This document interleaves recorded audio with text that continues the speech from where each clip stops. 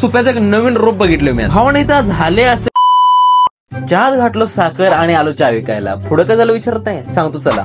पहिलं तर इथं कप्याला आणि ह्या भावाला चहा देऊन घेतलो आणि बुट्टी बेलच्या मालकांना पण चहा देऊन घेतलो. त्यांना सोडून कसं चालणार भावांना. पुढे कप्याला म्हणलो बाई बाई कप्या आणि चाललो आपल्या वाटेला. पण आज सकाळी उठल्यानंतर कुणाचं थोबाड गळलेलं कुणाच ठाऊक, पावसानं जरा हजार लावलं त्याचे. पण भाड मध्ये गेलं पाऊस.